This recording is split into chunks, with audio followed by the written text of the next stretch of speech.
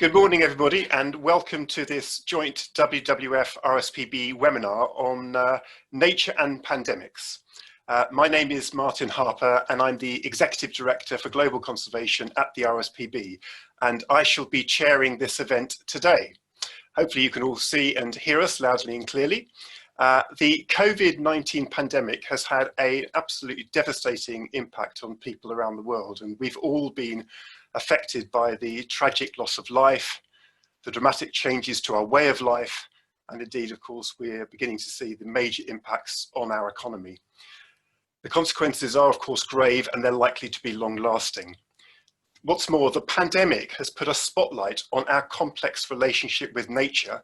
So this webinar today will help us explore what we know and how governments, especially the four administrations across the UK, should respond.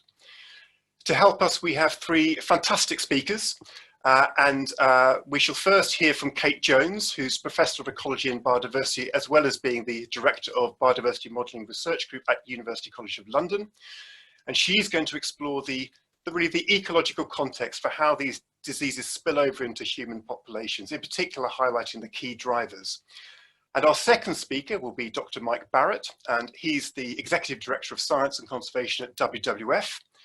And Mike will then move us on to some of the wider socioeconomic context and begin to explore some of the big policy responses to this issue. And finally, my colleague Beatrice Rashi, who's a Principal Policy Officer at the RSPB, she'll look at the role and responsibility of the UK government and the devolved administrations in reducing risk. So each speaker will speak for about 5 minutes, and then we'll open it up to questions. And the way we're going to do this, it's going to be in two parts. We're lucky enough to have some parliamentarians with us on the webinar today, and we'll come to them first. We'll then go to representatives of the media, and if they're keen to come forward, they can then go ahead and ask their question. And after that, we'll invite the rest of the audience to ask a question using the Ask a Question feature on Zoom. That's the way in which you can get your sort of voices heard. And to help me and us, we have Megan Randalls from WWF, and she is on hand, waving at you now, to monitor the incoming questions, which I will then direct you in probably bundles of 3 to the relevant speaker. I have absolutely no doubt it will run incredibly smoothly. So I should say that we're recording the event, and if you would like to comment on social media, the hashtag we're using today is hashtag NatureCV19. Okay, let's get started, and let's hear from our first speaker, Kate Jones from UCL, to provide the ecological context for how diseases spill over into human populations. Over to you, Kate. Hi everybody, thanks for the introduction, Martin.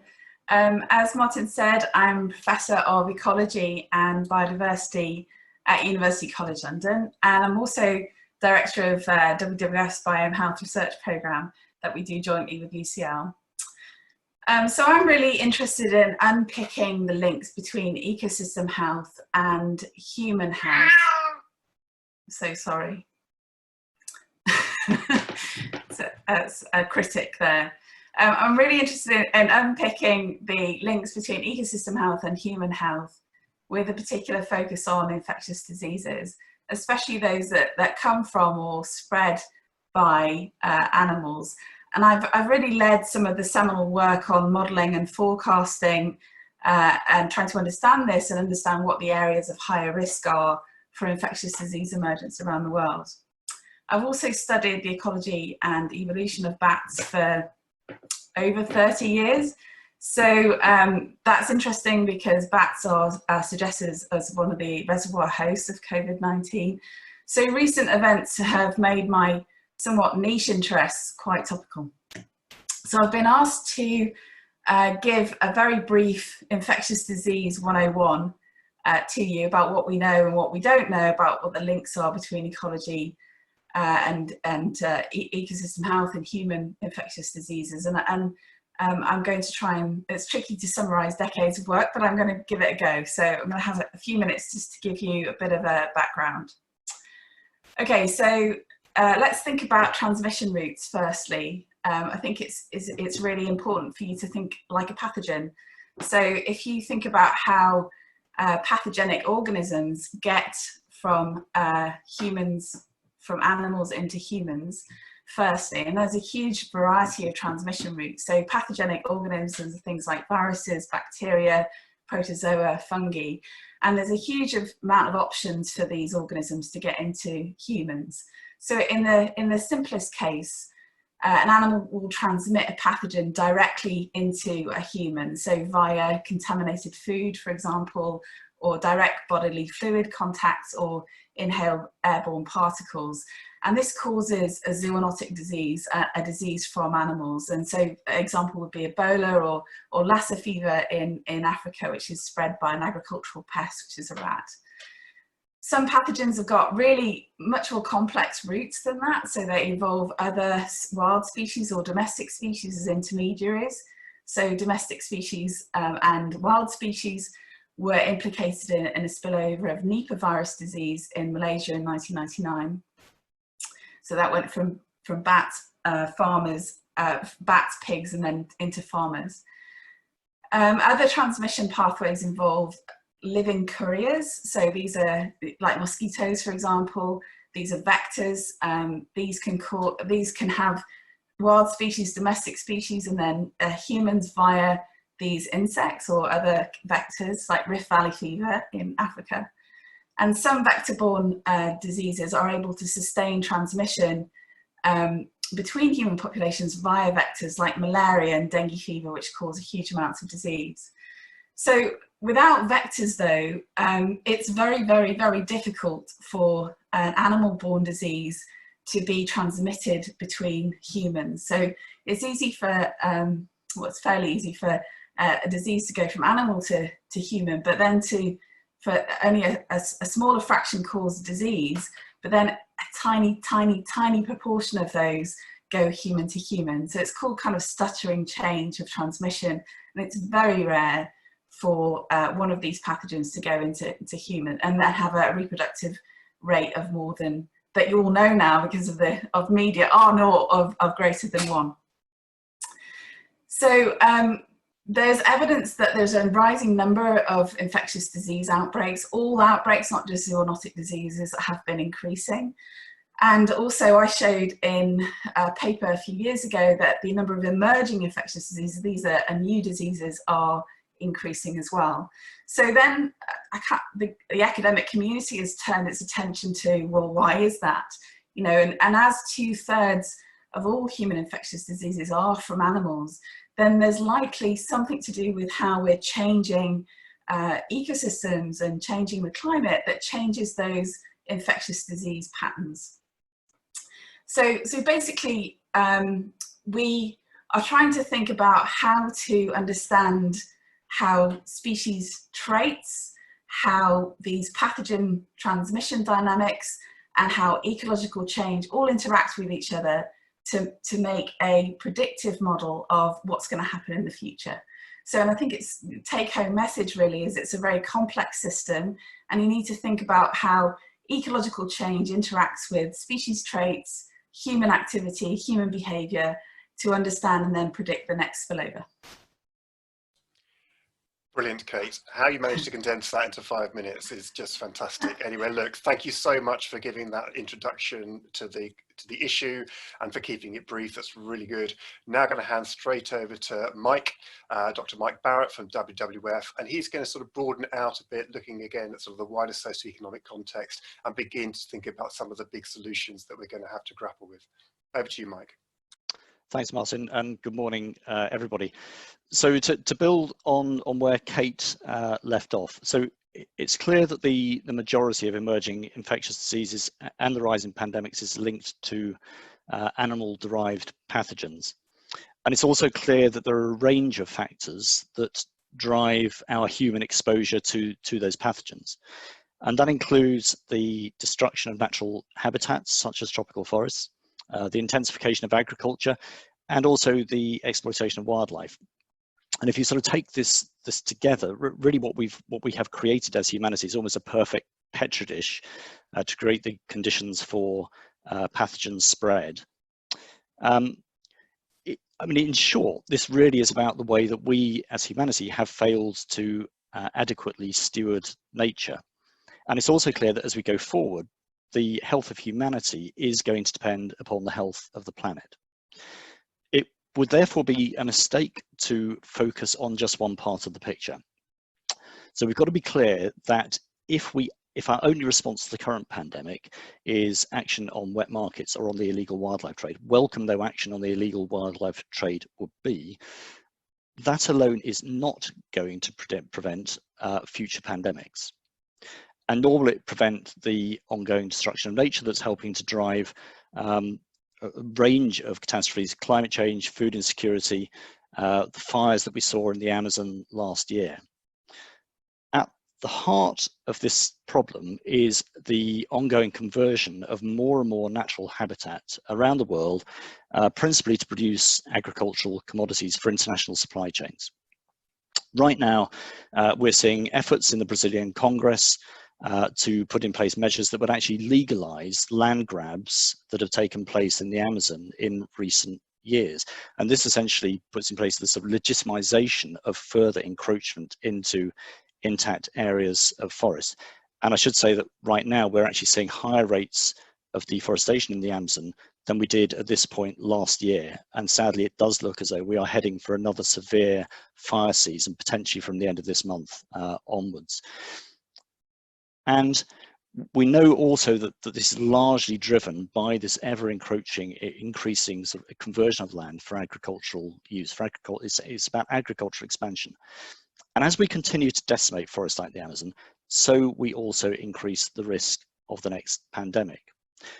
And the issue here is that we are part of the problem.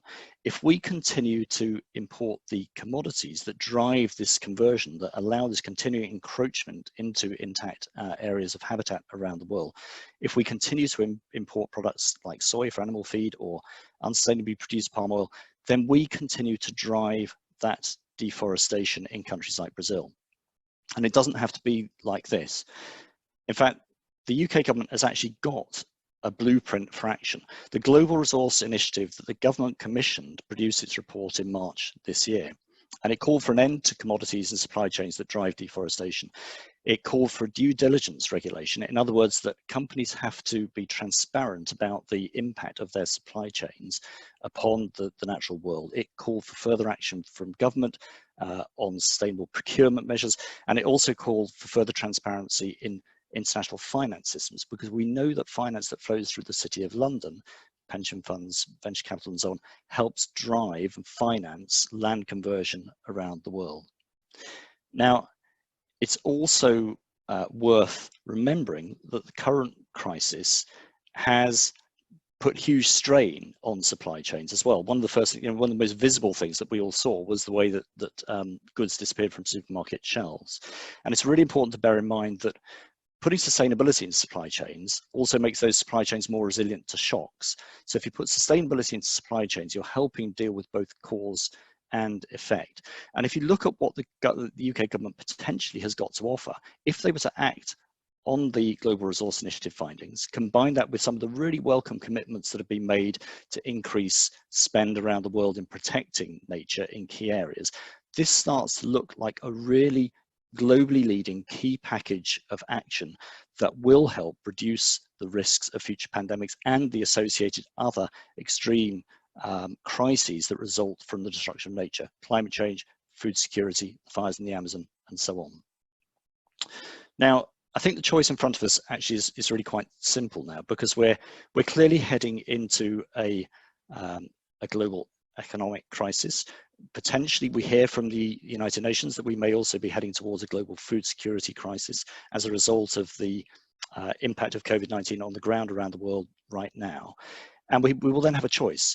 We either take a series of short-term measures to boost economic growth, going back to the old sort of system, the system that has actually driven the current crises that we face, or we plan for the future. We plan for a more sustainable future. We embed sustainability into our supply chains, and we stop destroying nature around the world. If we act in that way, we become part of the solution. If we don't, if we go back to business as usual, we lock in the certainty of the next crisis down the line.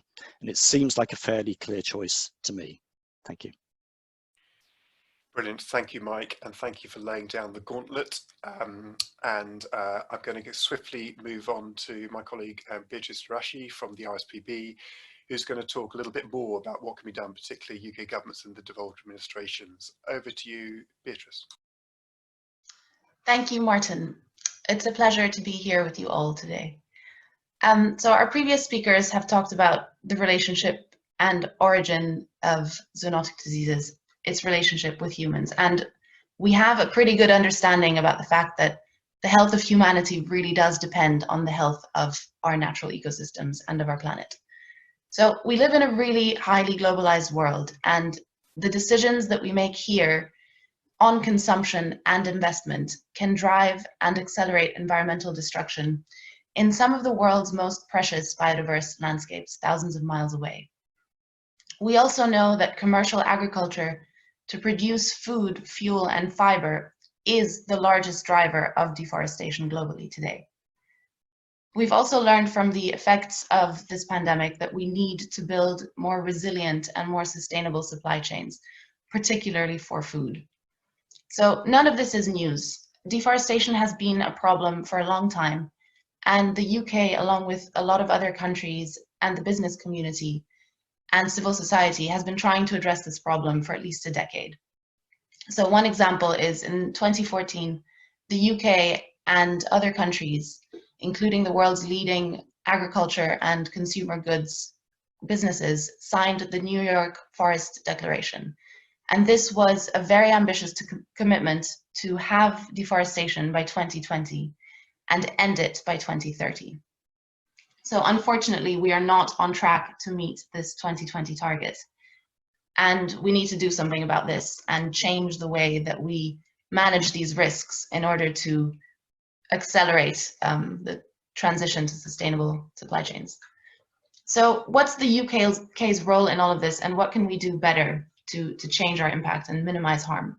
So the UK is a large economy and a very significant consumer of these forest risk commodities, as we refer to them. These are products that drive deforestation, and I'm sure many of you will be familiar with the examples: palm oil, soy, cocoa, and others.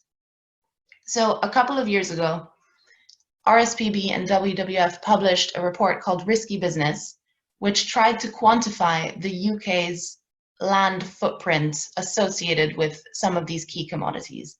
So we looked at 7 commodities. We looked at soy, cocoa, palm oil, timber, beef and leather, pulp and paper, and rubber.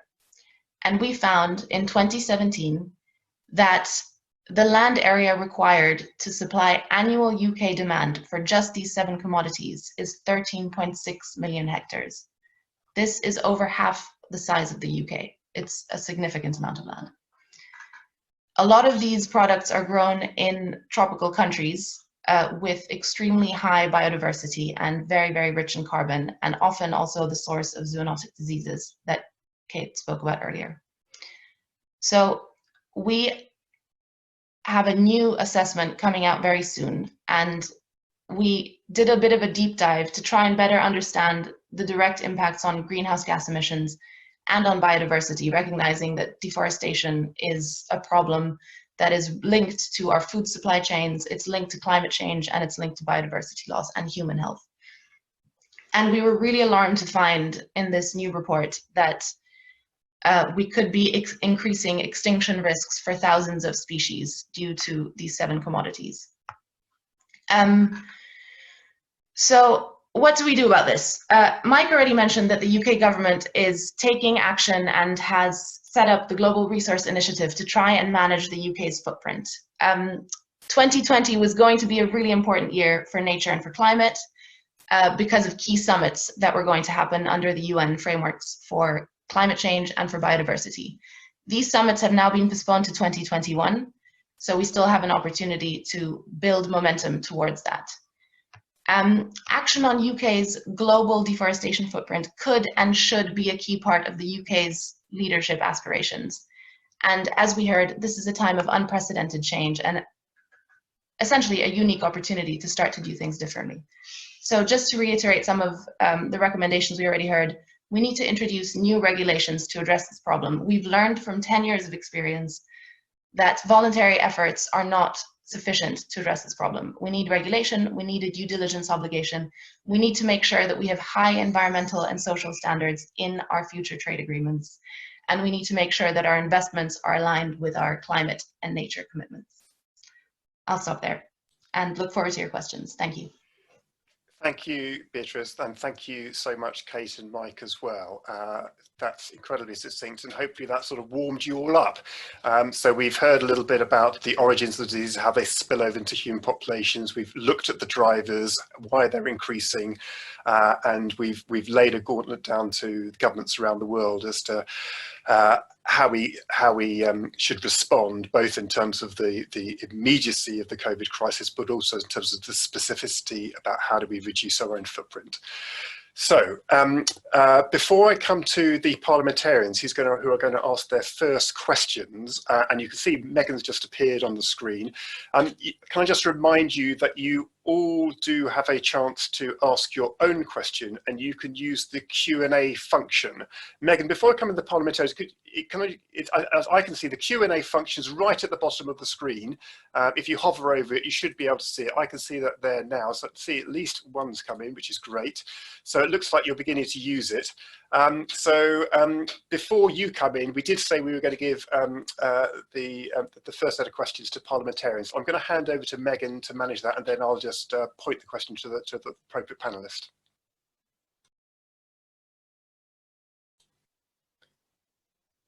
Thanks, Martin. So yeah, we're just getting some questions through now. We've had quite a lot of pre-submitted questions as well, so that's really great, and we'll try to get through as many as we can. But I'd firstly just like to bring in our first parliamentarian. We've got Chris Grayling, MP, and hopefully if the technology is going to work, we've just kind of brought you in. Chris, we should be able to hear you now. Can you hear me? Yes. Good. Fine. I'm not sure I appear on screen, but hello, everyone. First of all, a couple of observations. I absolutely agree with the need to reduce the land footprint of the UK.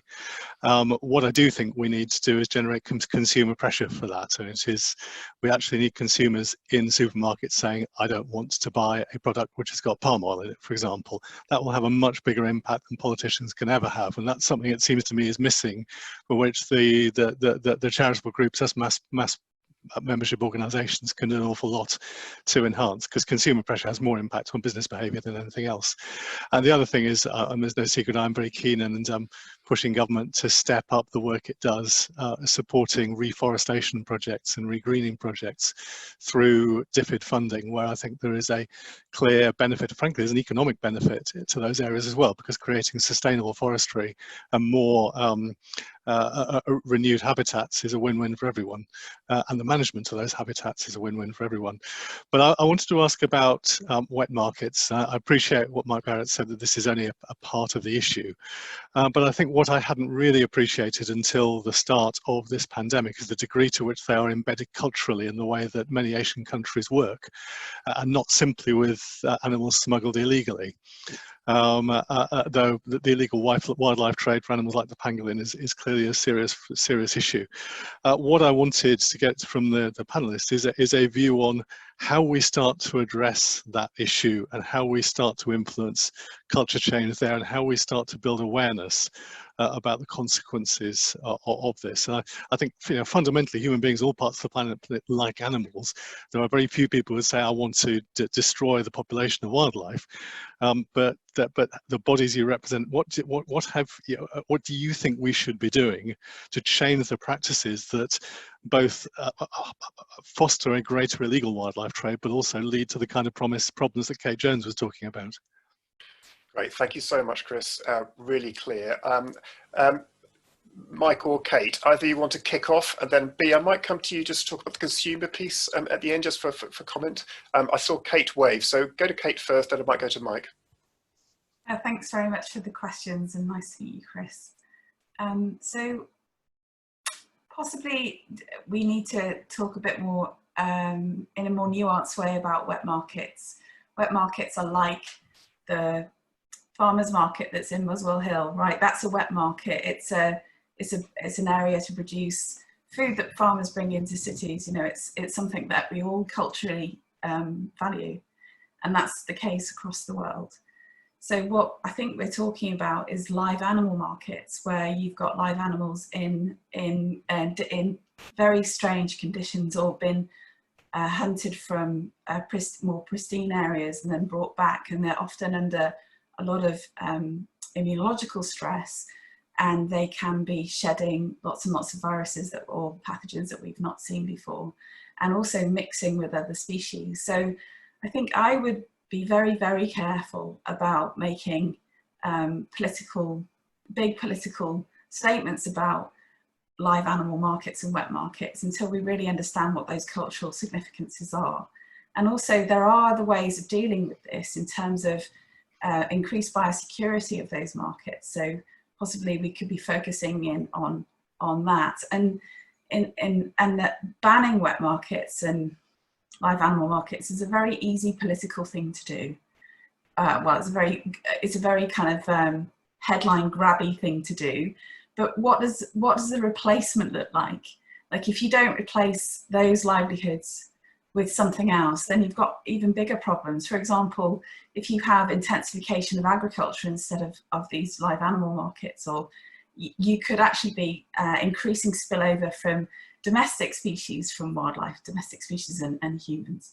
So I think the trade-offs here aren't very clear to me, and I think we need a more nuanced conversation about it. That's me, that was my mini rant, sorry. That's a good, clear response. Mike, do you want to add anything to that? Yeah, please. I'd add three things. So first of all, I would echo everything that Kate has just said. I think three additional things to flag. One is that, of course, even irrespective of pandemics, tackling the illegal wildlife trade is the right thing to do. We just have to understand that's not necessarily the key to preventing future pandemics. It is worth noting that, of course, one of the unfortunate side effects of the current pandemic is the additional risk of poaching, of the illegal wildlife trade, simply because it's not so easy to actually be patrolling, and protecting in vulnerable countries at the moment.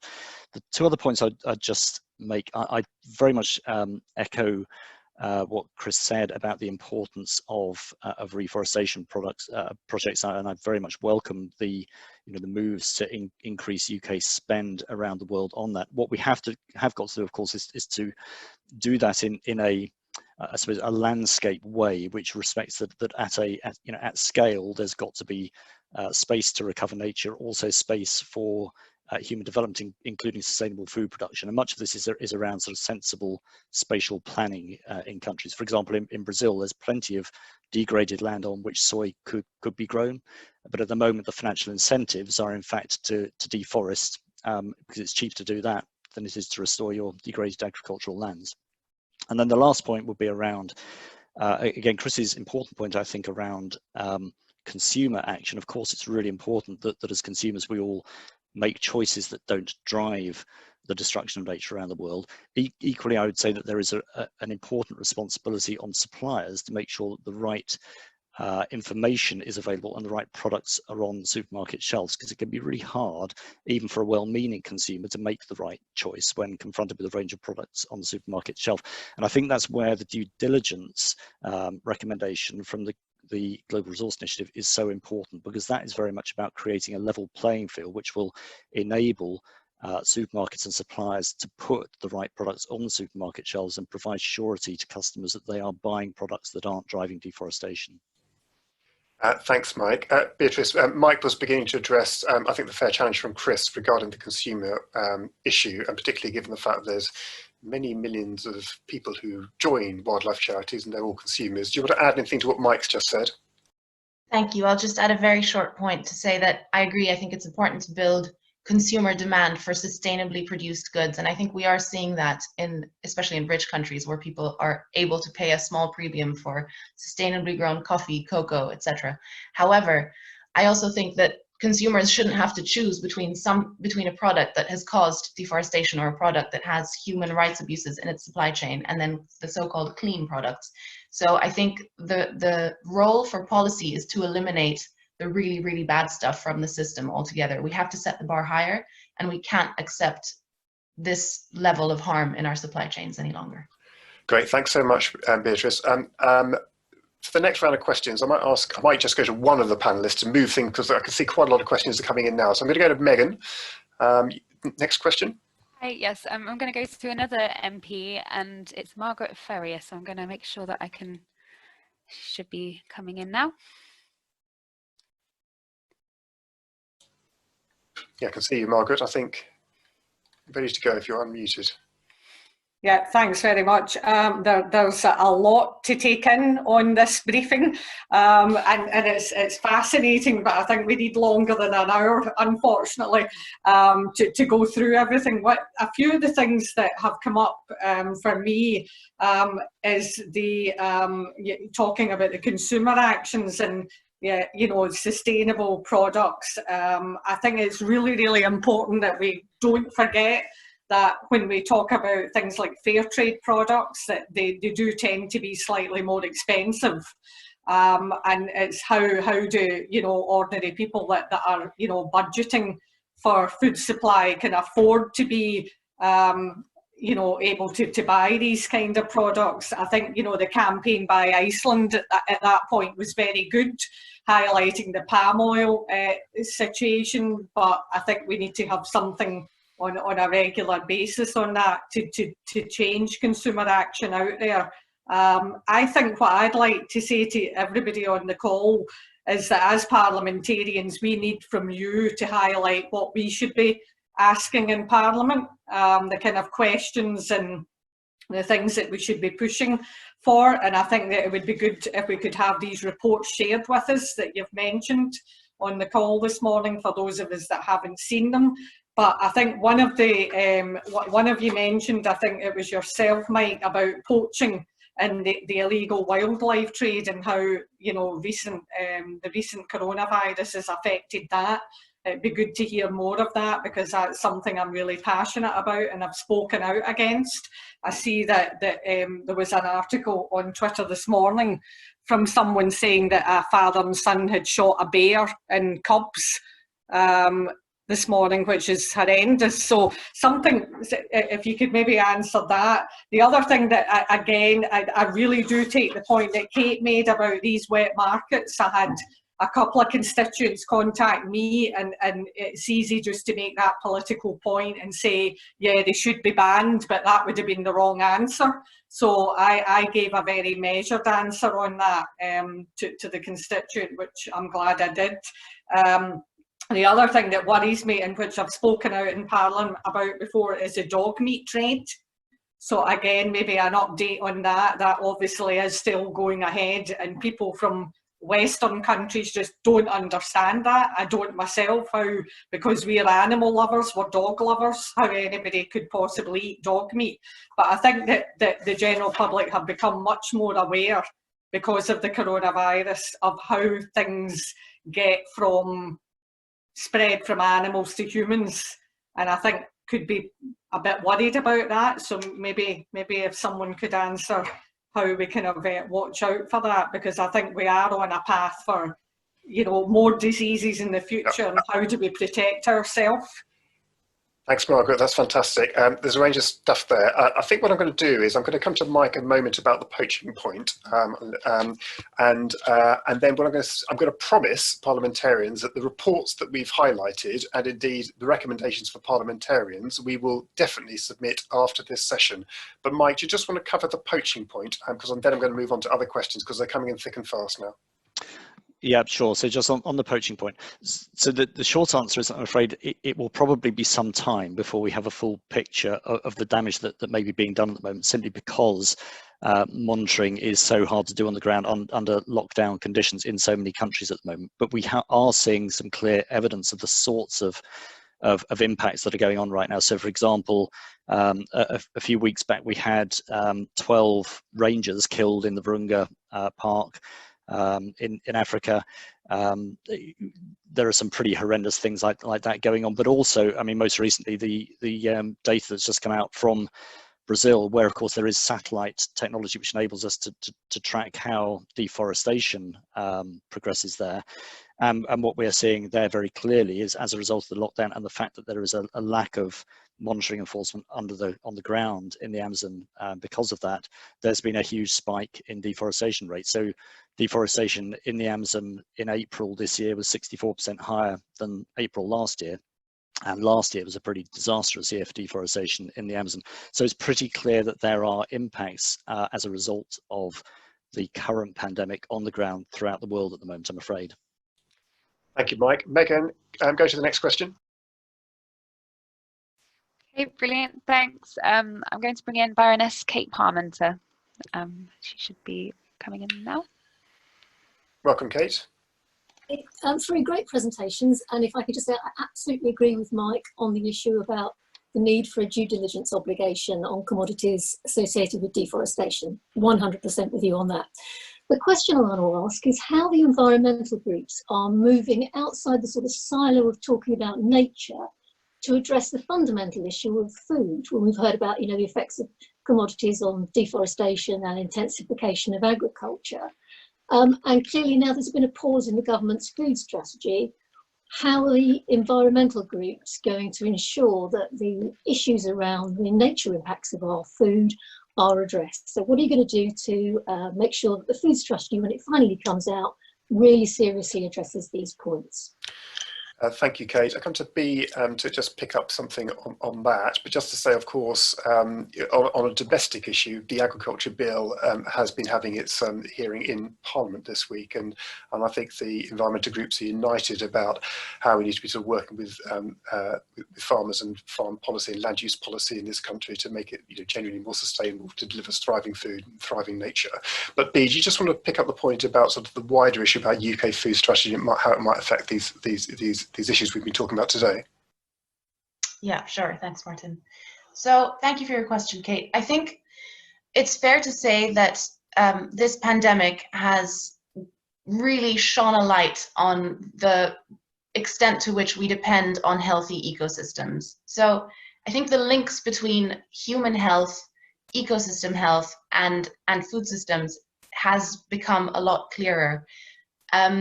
I also think that the environmental movement, as a transition over the last few years, has begun to ask themselves this question in a more focused way, precisely because we understand that the way that we grow food and feed ourselves has very significant impacts on our ecosystems here, but overseas as well. I think people really are very sensitive to the idea of having access to healthy food. People are concerned first and foremost about their own health and their children's health, and I think that's quite a helpful way to break open a conversation about ecosystem health. And once those links become more clear in the public eye, I think that will help us to design the kinds of policies that ensure that healthy ecosystems are protected and that we are able to feed ourselves in nutritious and healthy ways. And I think we can talk a little bit more about the policy processes in the UK and in the devolved administrations that can deliver these outcomes. But the Agriculture Bill is one example. The Environment Bill is another one. And when it comes to zoonotic disease risk and the UK's impact, I think I would like to repeat the urgency of introducing a due diligence obligation to try and reduce the UK's impact on deforestation. Kate wanted to come with a quick point, and then I'm going to go to Megan again. I think we've got a question from Sky News coming in. I just wanted to kind of broaden, I echo that point, but broaden it slightly, that in my experience as an ecologist working in the public health frame, in a public health world, it's very difficult for me to get my arguments across about the importance of including ecological processes and ecological degradation in understanding public health interventions. And I think the medical public health communities have recognised recently that climate change is an issue, but that more nuanced understanding of how ecosystem degradation impacts on human health is largely missing. And I think we need a much broader conversation with the public health community in order to get this started. And I'm not just casting a problem to the public health people, but I'm also, it's a challenge to the ecologists, because the ecologists and the conservation community have been completely siloed in their own world about how to conserve animals without thinking about engaging with the public health people. So there's fault on both sides.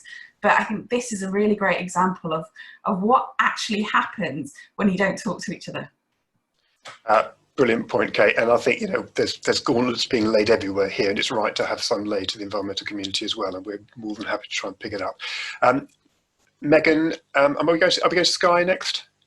Yep, if that's okay. I've got a couple more questions coming in from members of the House of Lords, but I'll come to them after. I'll just come to Thomas Moore from Sky News. Great. Thomas, you're here. So if you're unmuted, you can then... you're unmuted. Yeah, I am unmuted. Yes, my Zoom just chose that moment to crash, but I'm back with you. Look, I could ask so many questions of each of the panelists, but in the interest of time, I just want to focus on Kate, just very briefly. Kate, what specifically is the risk with coronaviruses in bats? How are they making that leap into the local population? Is it through contamination of food preparation areas, or are they a source of food? And you talked about stutters in the jump to humans. Is there good evidence that local people are being infected with other viruses which then don't adapt to humans and don't begin to spread through the population? Go to you, Kate, straight away. Yep. Thank you, Thomas. Clear question. Thank you. So just to go on the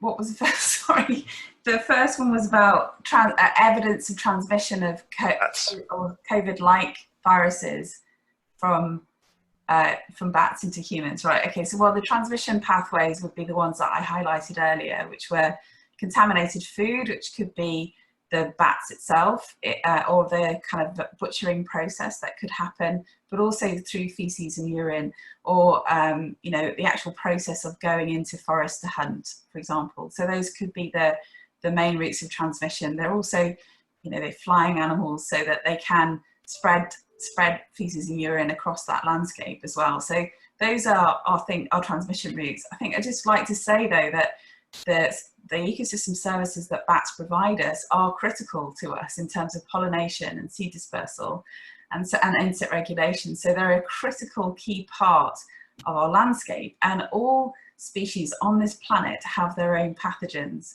So it's about how we manage those risks instead of demonizing one particular species. And so that we need to understand what those risks are, and then kind of mitigate those. So bats are probably the reservoir host for coronaviruses. There's more diversity of coronaviruses than there are in any other group of mammals.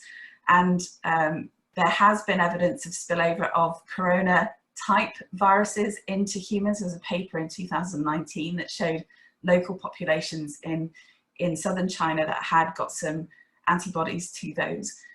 Making that prediction about which coronaviruses in an animal population will spill over into humans and then go human to humans is very difficult. It's very difficult. Thank you, Kate.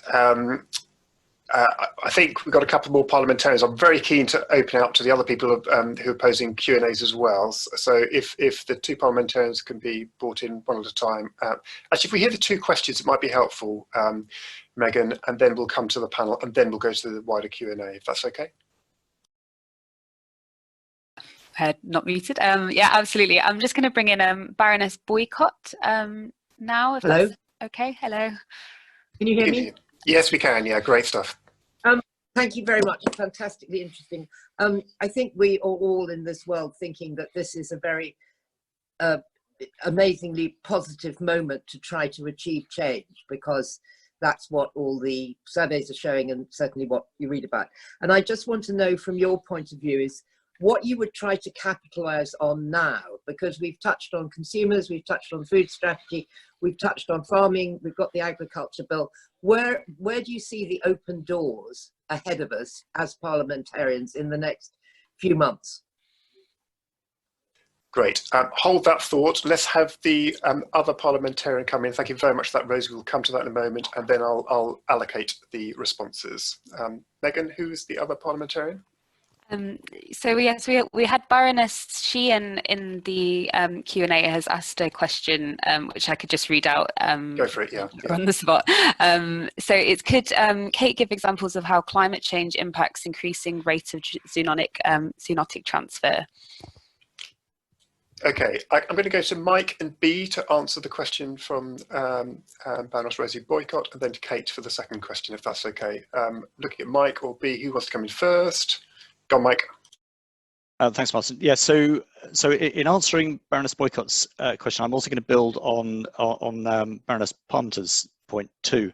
So what is becoming so abundantly clear is that the global food and agriculture system is at the heart of a number of key issues. It is the primary driver of the loss of nature around the world. It is what is driving the increasing risk of pandemics. And it's also, of course, responsible for around 30% of greenhouse gas emissions globally. So it's so clear, so coming then to what the opportunity is, it is so clear that if we focus in on action in putting sustainability into the food and agriculture system, then we actually hit a number of targets. And that, I think, is the opportunity we've got right now. And what I just really hope and what I urge is that as we look to rebuild our economy, we do it by putting sustainability into food supply chains. That is going to reduce the likelihood of future shocks as we go forward, and it's also going to increase our resilience to dealing with those shocks. So food and agriculture, getting sustainability into the system is absolutely front and center of the opportunity and the need right now. Thank you, Mike. Beatrice? I agree with Mike's comments. I think a focus on our food systems, domestically and overseas, is critical. So we know that farming contributes to greenhouse gas emissions. We know that the way that we deal with land is currently driving the loss of species and emissions. And it could also be a solution. So the way that we deal with land doesn't need to contribute to these problems. If we were to embark on a transition to regenerative agricultural practices that protect ecosystems that are rich in carbon and in wildlife, and also protect people along the supply chain, we will be in a much stronger position, and we will reduce the risk of future zoonotic disease emergence. And just a couple of points before I bring in Kate for the wider question. So 60 organisations from businesses, NGOs wrote to the Prime Minister just last week outlining essentially the challenges around green recovery, and there's some specific recommendations in there. And in addition, of course, WWF and RSPB and others have been calling for the return of the Environment Bill to the Westminster Parliament, which will be establishing a targets framework for hopefully driving nature's recovery, and we would argue also at some point to introduce a reduction in the UK's footprint abroad. So they are specific parliamentary opportunities. I've been watching the chat a bit, Megan. Should I be bringing in Baroness Sheehan at this point? Yeah, absolutely. I was going to. And then it'll come to Kate. Yeah, go for it. Yes, sure.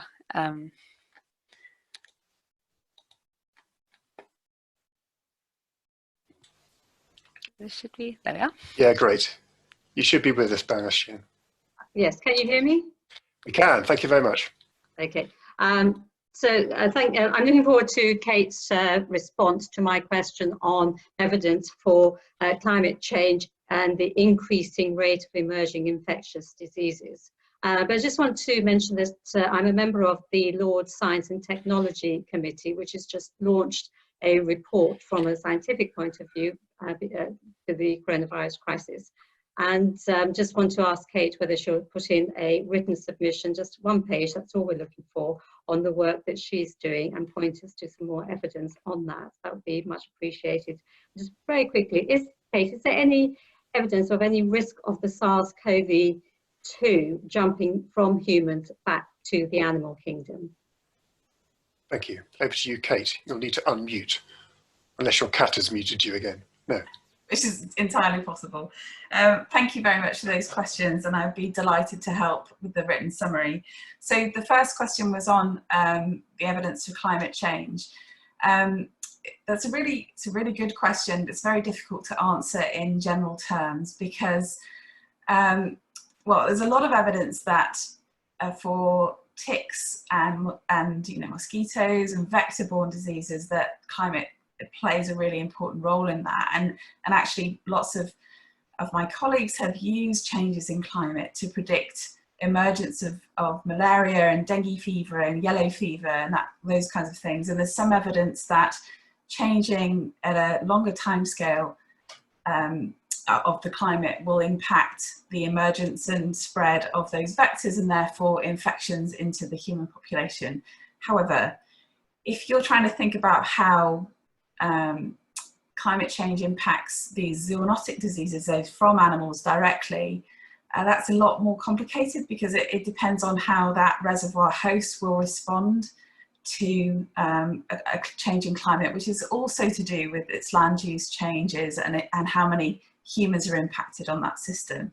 So I'd say the evidence is stronger for vector-borne diseases, and you can have a look at some of those projections and ideas in the Climate Change Lancet Commission, which looks at global changes in health.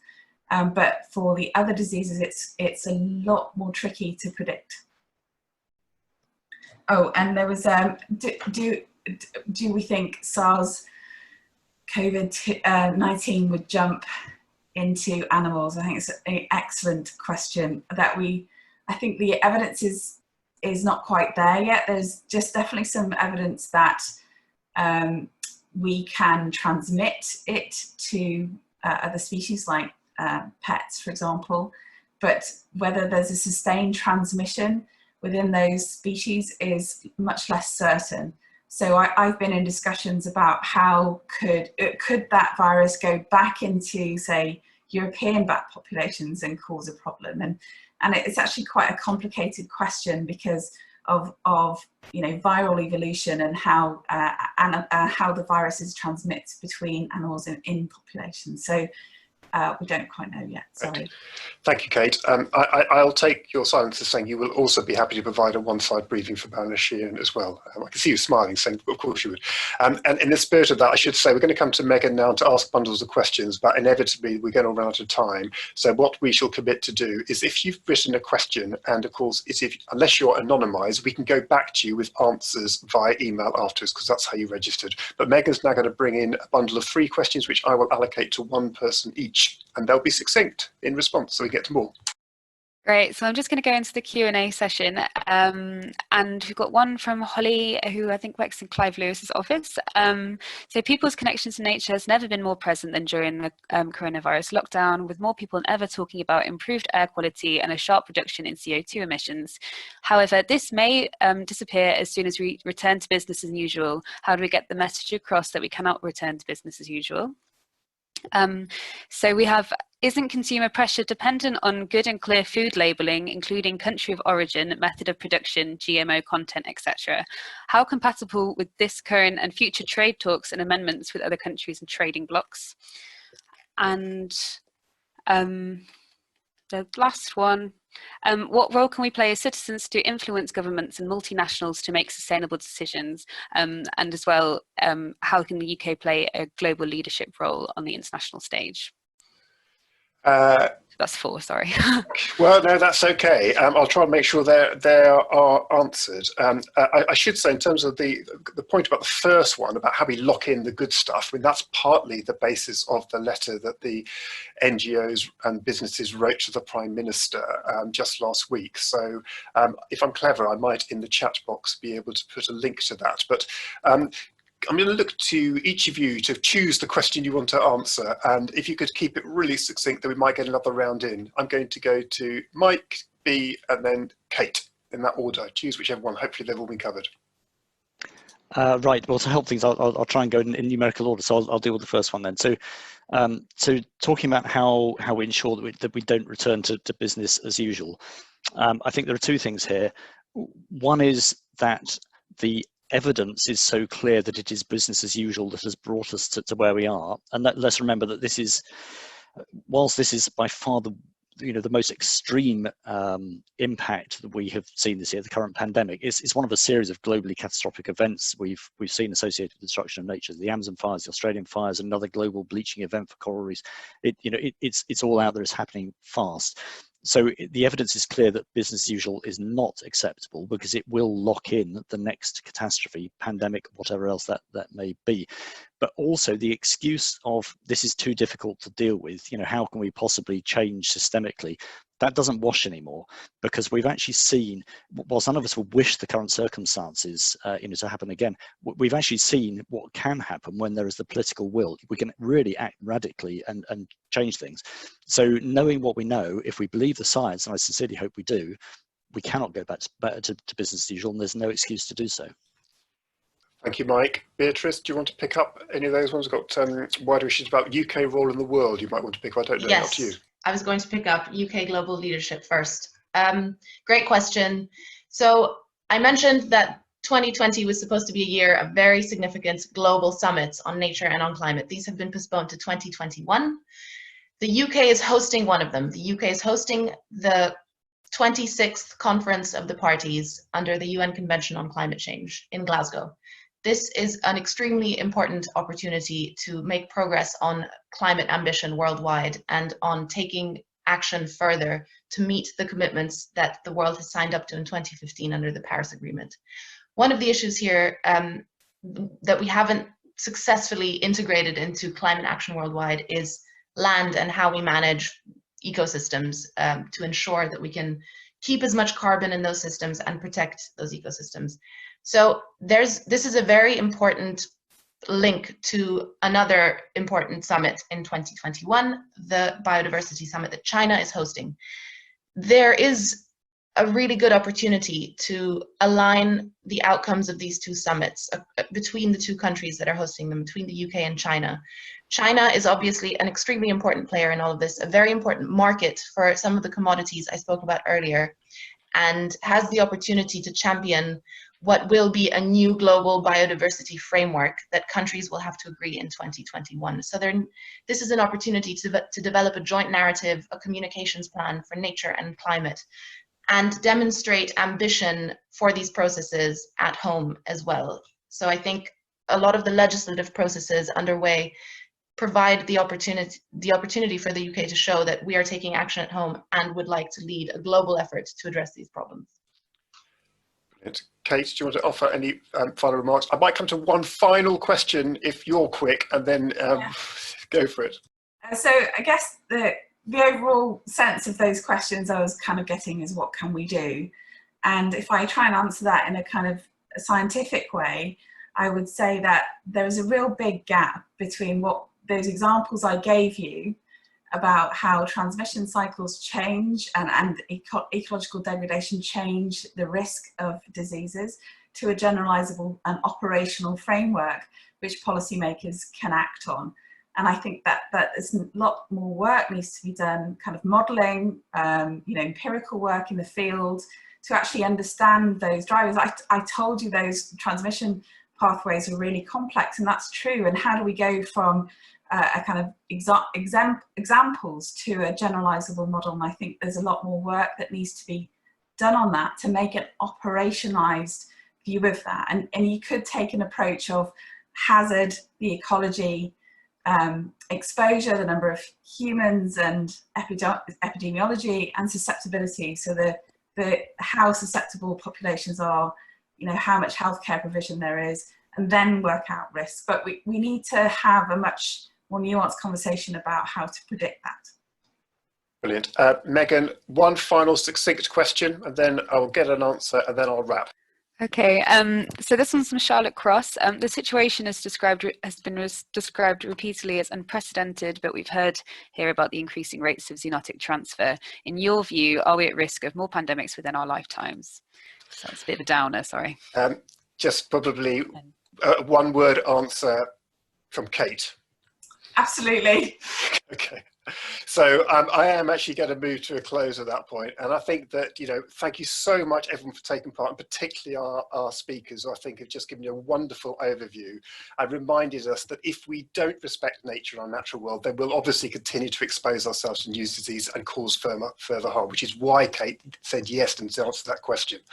And we also know that climate change, the massive loss of species around the world, and a global pandemic just sort of highlight the incredibly important role that we have in recognising all these crises and to try and do something about it. And that means obviously stopping the drivers like deforestation, tightening controls, or ceasing the wild animal trade. And that's going to be key.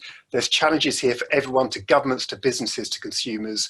But there are some win-wins. If you look after nature, it often looks after us. So if we can come up with some of these nature-based solutions to these crises, that will help. For now, though, it's been a beginning of a very big conversation. We're up for continuing the conversation. We will answer your questions if you've sent them in via email. And from that, we're probably going to be kicked off any moment, just to say thank you so much indeed for taking part in what I think has been a superb debate. Thank you.